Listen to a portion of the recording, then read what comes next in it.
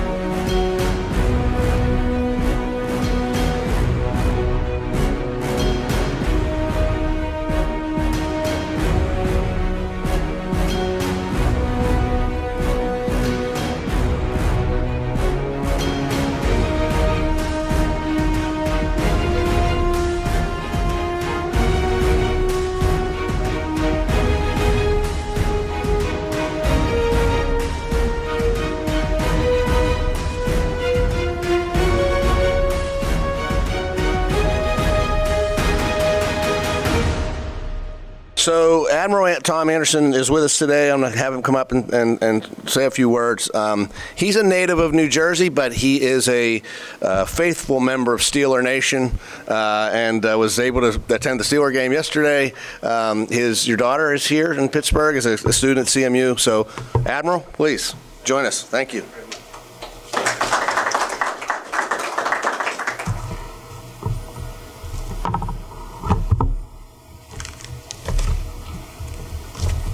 Controller Lamb, thank you so much for hosting us here today and for that introduction. And after watching that video, how awesome, right? Navy's in town, a lot of great things happening with the Navy. And I really do appreciate the opportunity to speak to you about the U.S. Navy, the world's greatest Navy. And while I'm excited to talk to you about America's Away Team, as we refer to the U.S. Navy, force deployed around the world, 24 hours a day, 7 days a week, 365 days a year, always present and ever vigilant. I have to admit that my time with you today is going to rank second during my time in Pittsburgh because, as mentioned, as a Steelers fan, I got to go to the Steelers game yesterday. Great time at the game yesterday.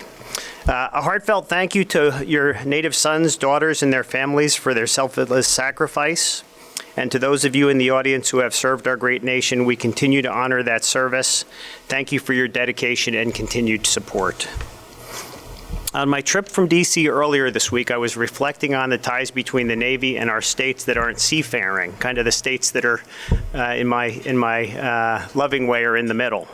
While we are a maritime nation and have been since our founding as a handful of largely coastal states, every state has played a significant role in our maritime mission and heritage. Pennsylvania, and specifically the city of Pittsburgh, are no exception. Pittsburgh certainly has an impressive history of supporting our Navy and our military. For example, during World War II, Pittsburgh produced more steel for weapons, ships, and planes than all other Allied countries combined. Perspective.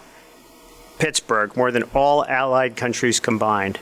The city was considered the keystone to the arsenal of democracy, referring to the collective industrial war effort during World War II.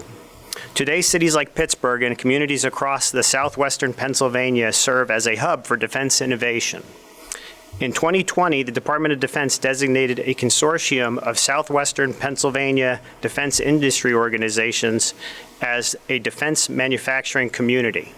That community focused on integration of DoD modernization priorities in artificial intelligence, additive manufacturing, robotics, and advanced materials. Representatives from the University of Pittsburgh are among the consortium members. In January of 2021, the Navy announced the latest Pittsburgh namesake ship, LPD-31, an amphibious transport dock ship that will embark, transport, and land U.S. Marines around the globe. You saw some of the hardware in the video that we showed today. This is an impressive ship. It will be over 2 football fields in length. It's over 100 feet wide at its beam. It weighs in at over 25,000 tons. For reference, when you step on your scale in the morning, if you stepped on your scale and it said 55 million pounds, that's how much the future USS Pittsburgh weighs. That ship will cost us just under $2 billion. The ship is particularly special to me, not only for my love of all things Pittsburgh, because in my job as the Navy's lead surface shipbuilder, I am responsible for her construction and ultimately her delivery to the fleet. It's a totally awesome experience. Pittsburgh is a tough, hard-working, and patriotic town, and your ship will join a class with a legacy of resilience and self-sacrifice. Within the LPD class, you will find 3 ships named in commemoration of 9/11, the USS New York, the USS Arlington, and for a place not far from here, and I'm very familiar with it, I pass it every time I come to town, USS Somerset. While Pittsburgh may not be a coastal city, through the service, technological and supply chain contributions, and patriotic support of its citizens, it is clearly a contributor to the success of our Navy. We are grateful for all you do in support of our Navy, and I look forward to working with you to spread our message and ultimately celebrate the future USS Pittsburgh with this wonderful city as we bring her to life. Maybe along even with maybe a 7th ring while we're at it. I'll end on that note, and I offer my sincere thanks for the opportunity to be here today. We are thrilled to be building the future USS Pittsburgh and look forward to staying engaged with the community as we do so. Thank you. Thank you. So thank you very much. And we're joined today, in a time in our nation and state, and they're often party-based disputes. We are glad to have a bipartisan group of people here today. But let me just acknowledge that Sheriff Mullen is here. Thank you, Sheriff, for being here. Deputy Controller Tracy, where's Tracy? She's here. You met her earlier. And Chief of Staff Gilman, thank you very much. Along with Senator Devlin Robinson, Representative Carrie Lewis Del Rosso. I know Megan Winters is here, Chief of Staff for Senator Lindsey Williams. Megan, how are you? And Bridget Barrett is here from Emily Kincaid's office. Thank you all for being here. As we wanted to do today and present this proclamation jointly sponsored by myself, the Mayor, and the President of City Council. And I won't go through all the details of it, but I will tell you that it is resolved that we recognize and honor the United States Navy for the opportunity to engage and educate Pittsburghers about the Navy, its people, and its importance to national security. And we are appreciative of Admiral Thomas Anderson, the Program Executive Officer for Ships, that he's here today and through the next couple of days to promote the USS Pittsburgh.